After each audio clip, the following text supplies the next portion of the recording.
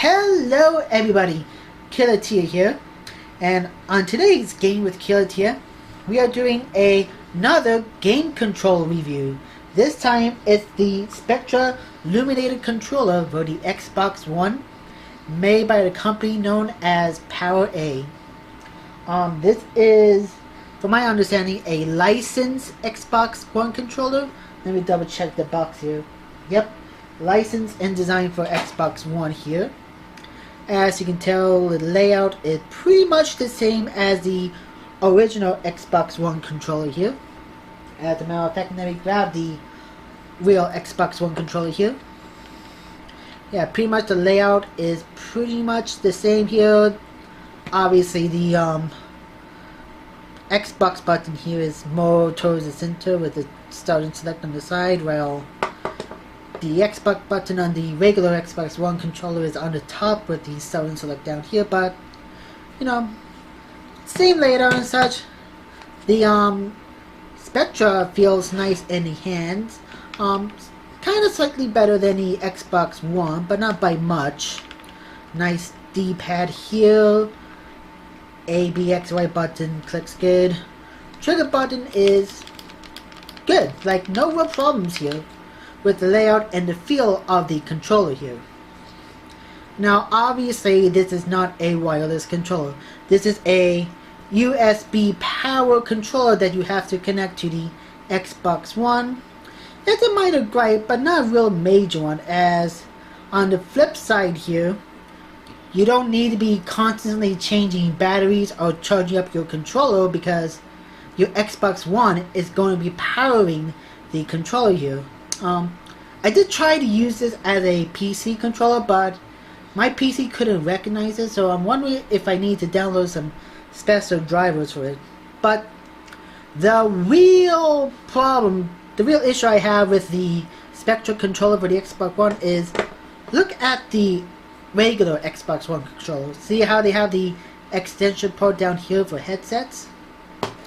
Yeah, there is none on the Spectra. So if you do a lot of online gaming and chatting with your friends on Xbox One through the headset, you're not gonna be able to do it with the Spectra here.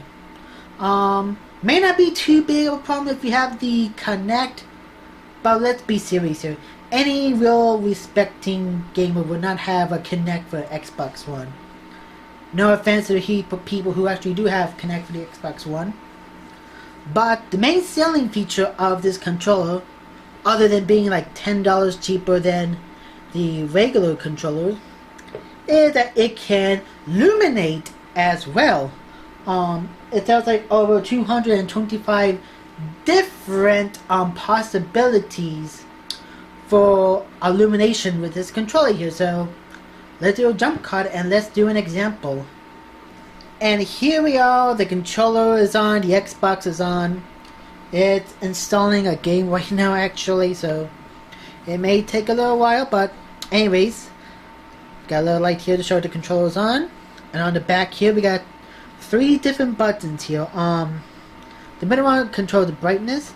Number 1, I believe, should control the illumination on the bezel here. Yes, and button number 2 controls the illumination on the sides here. Yep. There we go.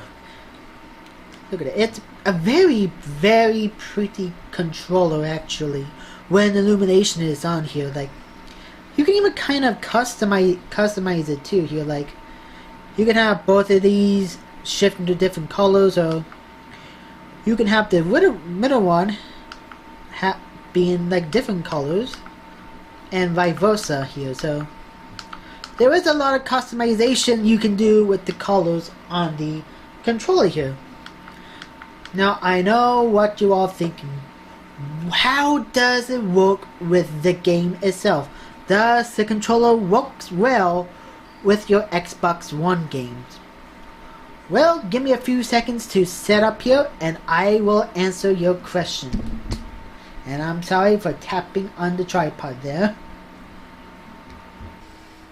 Okay, here we are with Rayman Legends here. Sorry if the quality on the monitor a little bit less than satisfactory, but it'll do. Just do do a quick demonstration of the reliability of the responsiveness of the Spectra controller here. As you can see, it so far it's working pretty good here. Like, the buttons have been very responsive. I can jump no problem, no lag is there. No lag with the kicking. Oop. Yeah. The controller is working pretty well with Rayman Legends here. I know there should be a secret way down here, but I'm not going to do that now because I wanted to showcase this game showcase this controller with another game here, so give me 1 second here. And here we are playing some Titanfall here with the Spectra controller here. I believe this is Frontier Defense game mode we are playing. There we go. Get ready, first wave inbound. There we go. Enemies are coming in. Looks like it's just infantry this time, no Titans. Oh, cool. No Titans. Okay. Where are they? Keep an eye on your mini-map. I'll be marking the IMC landing zones for you. Well, I can tell you right now that I am not experiencing any lag with this controller here. Yeah, really, no lag whatsoever. It's pretty cool. Oh shoot, where are they? There they are. And I died here. But yeah, I don't blame the controller because it was actually pretty cool. Working pretty well. Oh, I'm not playing. And I have been playing a little bit of Dead Rising 3 just to get the feel of the controller so far. And they have been very responsive with the Spectra controller here. But let's go on ahead and continue on here. Okay, I'm at the point where I got a handgun here, which should make for some easier zombie kills here. Okay, that one may need like another shot to the head, but odd. There we go.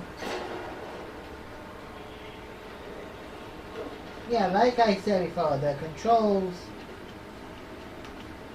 it's very well responsive with this controller, I do have to say. No major complaints here. Whoops. There we go. They kill a few more zombies here.